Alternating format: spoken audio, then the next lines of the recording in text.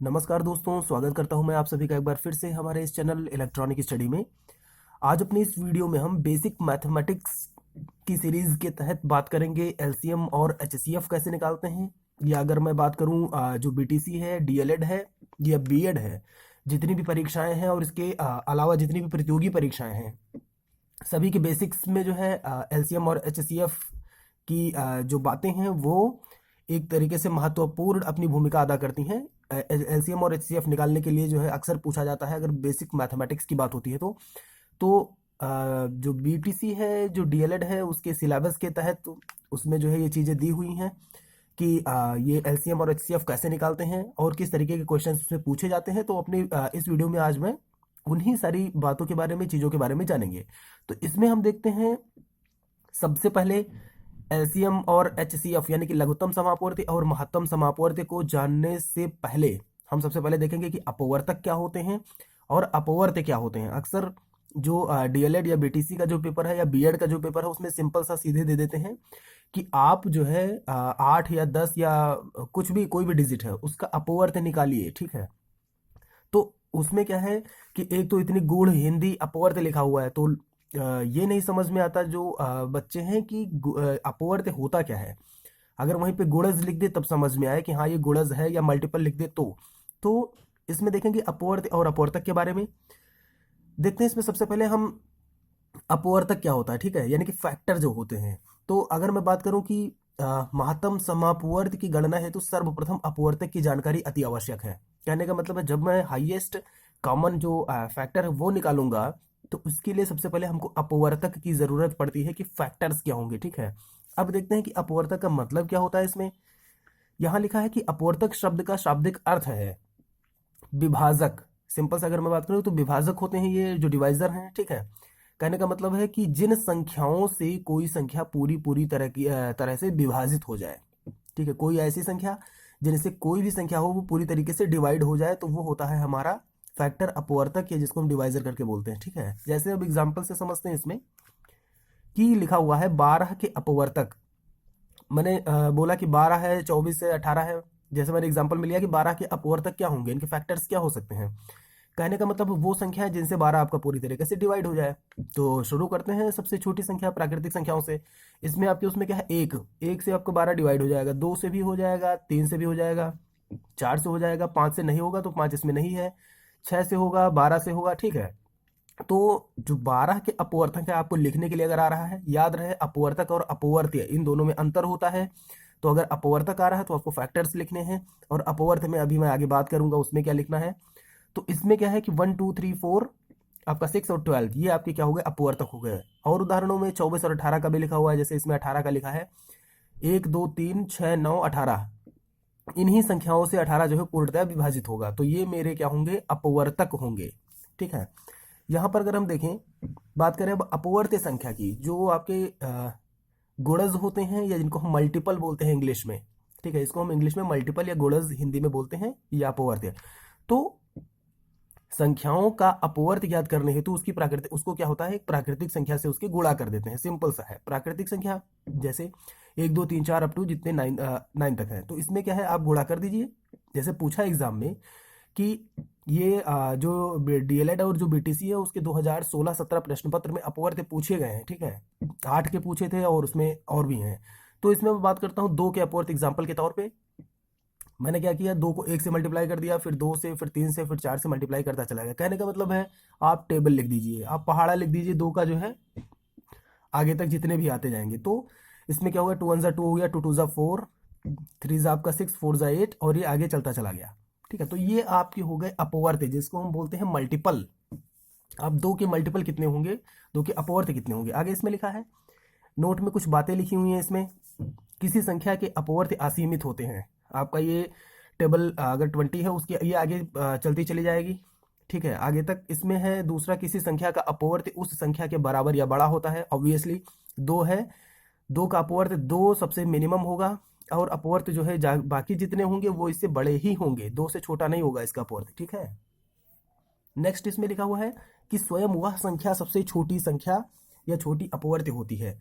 तो 2 का सबसे छोटा अपवर्त्य आपका 2 ही होगा, ठीक है। तो इस तरीके से हमने इसमें बात की कि अपवर्तक क्या है और अपवर्त क्या है। अब आते हैं अपने एलसीएम पे, ठीक है, कि एलसीएम क्या होता है। जो लघुत्तम समापवर्त है, ये लीस्ट कॉमन मल्टीपल जिसको हम बोलते हैं, ठीक है। तो इसमें देखते हैं कि एक डेफिनेशन इसमें लिखी हुई है, इसको सिंपल सा पढ़ लेते हैं, फिर उसके बाद एग्जाम्पल से हम समझ लेंगे कि कौन से मेथड्स हैं, कैसे हम एलसीएम निकालते हैं, उसकी कुछ ट्रिक्स के भी बारे में हम इसमें जान लेंगे। तो सबसे पहले देखते हैं कि ऐसी संख्याएं जो दी गई दो या दो से अधिक संख्या में से प्रत्येक से पूर्णतया विभाजित हो, उन संख्या के समापवर्त, तथा ऐसी छोटी से छोटी संख्या जो दी गई दो या दो से अधिक संख्याओं में से प्रत्येक से पूर्णतया विभाजित हो। काफी कॉम्प्लिकेटेड लगा जो है इसको, मतलब एक तरीके से पढ़ने या जो भी चीजें हैं समझते हैं एग्जाम्पल के थ्रू, ये चीजें समझ में आ जाएंगी कि एग्जैक्टली इसमें कहा क्या गया है। ये मैंने इसलिए लिखा है कि कभी कभी एग्जाम में आपसे ये भी पूछ सकता है सिंपल सा कि आप लघुत्तम समापवर्त होता क्या है, तो आप आसानी से इसको लिख सकें किसी भी थ्योरेटिकल उसमें, लघु उत्तरीय या अति लघु उत्तरीय में। आगे इसमें देखते हैं, उदाहरण से समझते हैं। जैसे इसमें लिखा हुआ है कि जो मैंने ये बोला उसमें जैसे 3 और 5 के जो समापवर्त हैं वो 15, 30, 45, 60 और आगे होते चले जाएंगे, जबकि इनके 3 और 5 का जो एलसीएम होगा वो 15 होगा। ये सिंपल सा उदाहरण था, इस जो डेफिनेशन थी उसके बारे में। ज्ञात करने की विधियों से समझते हैं कि एलसीएम और एचसीएफ निकालते कैसे हैं। सबसे पहली विधि है अभाज्य गुणनखंड विधि, ठीक है, और दूसरे को बोलते हैं भाग विधि। तो हम बात करेंगे सबसे पहले गुणनखंड या अभाज्य गुणनखंड विधि की। मान लीजिए मेरे पास डिजिट्स हैं 12, 16, 30 और इनका हमको एलसीएम निकालना है। सिंपल सा है, आप जो है 12 के गुणनखंड ले लीजिए, तो आपका कितना हो जाएगा, छोटे से लेना शुरू कर दिए तो ये 2 इंटू 2 इंटू 3 यानी कि 2 दूनी 4 3 12 आपका हो गया।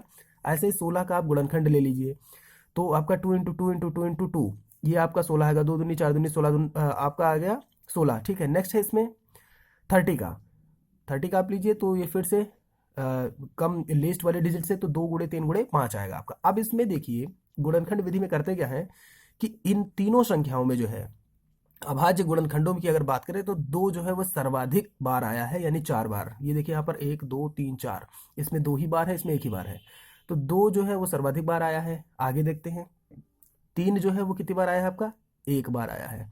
और वहीं अगर मैं 5 की बात करूं तो वो भी 1 बार आया है। तो आपको क्या करना है, ये जो 3 डिजिट्स हमको अलग अलग देखने को मिली हैं, तो सबसे ज्यादा वाली जो थी यानी कि 2 जो थी 4 बार थी, उसको हम 4 बार लिख लेते हैं।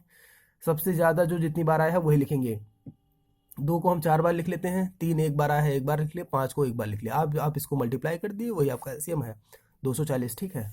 ये आपका हो गया गुणनखंड वाले से। जैसे एक और इसमें एग्जाम्पल है, ये लिखा हुआ है कि 20, 24 और 25 का एलसीएम, तो 20 का आपका 2 इंटू 2 इंटू 5 हो गया, 24 का आपका ऐसे ही, और ये 25 का 5 इंटू 5। तो इसमें देखिए आप जो है, जो 2 है वो सबसे बार ज़्यादा 3 बार आया है, तो मैंने इसको 3 बार लिख लिया यहाँ पे।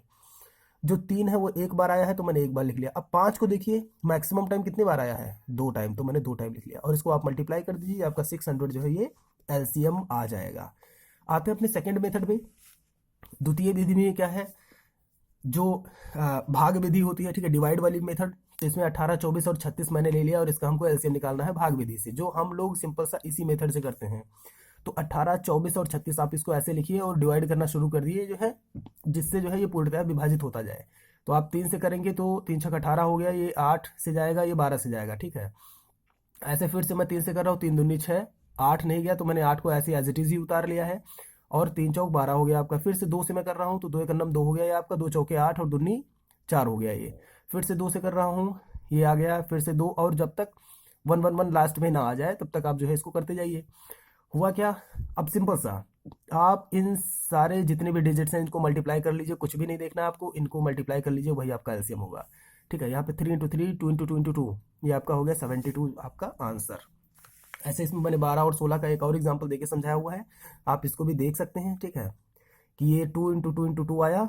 ये आपका नीचे भी और जा सकता है, मैं यहाँ पे 3 यहाँ पे 2 लिख के उसको 1 1 भी लिख सकता हूँ, या आप इसको सीधे यहीं से मल्टीप्लाई कर लीजिए, वो भी आपका जो है एलसीएम ही होगा 48। अब इसमें बात करते हैं कि अगर दशमलव संख्याएं आ गई, ठीक, मान लीजिए आपके दशमलव संख्याओं को दे दिया और फिर कहा इनका एलसीएम निकालिए। तो दशमलव संख्याओं के एलसीएम के लिए जैसे इसमें लिखा 1.2, 0.6, 1.8 का एलसीएम निकालिए। अब यहाँ पे सबसे बड़ी बात देखिए आप, दशमलव जो लगा है वो राइट साइड से देखिए कितने डिजिट्स के बाद है, 1 के बाद, यहाँ पर भी 1 के बाद, यहाँ पर भी 1 के बाद। सिंपल सा आप इसको तीनों डिजिट्स को 10 से मल्टीप्लाई कर दीजिए। ये मैं पहले विधि की बात कर रहा हूँ, इसमें भी 2 विधियां हैं दशमलव वाले में। 10 से मल्टीप्लाई करेंगे तो आपका 12 आएगा, 6 आएगा, 18 आएगा। अब आप या तो गुणनखंड विधि या भाग विधि अपना लीजिए और 12 और 6 और 18 का निकाल लीजिए एलसीएम, वही आपका उत्तर होगा। ठीक है। या मैं अगर बात करूं दूसरे एग्जांपल को लेकर के 0.63, 1.05 और 2.1 का एलसीएम, तो आपको करना क्या है, सिंपली आप इन सारे पॉइंट्स को अभी इग्नोर कर दीजिए, सिंपल सा लिखिए 63, 105, 210। 210 मैंने क्यों लिखा, दशमलव के बाद यहाँ पे 2 डिजिट थी, तो मैं यहाँ पे एक है तो मैं एक इसमें 0 बढ़ा सकता हूँ। आप 0.1 को 0.10 भी लिख सकते हैं। मैंने 210 कर दिया। सिंपल, आप भाग विधि अपनाइए और इसको लिख दीजिए। होगा क्या, जब आप मल्टीप्लाई करके लेके आएंगे यहाँ पे 630 फाइनली जब आएगा, तो यहाँ पर देखिए 2 डिजिट्स के बाद ही पॉइंट लगा हुआ है। आप इसमें 63, ये 0 और 3 इनके बाद आप पॉइंट लगा दीजिए। 6.30 आपका क्या हो गया, एलसीएम हो गया। ये था जो है दशमलव संख्याओं का एलसीएम कैसे निकालेंगे उसके बारे में।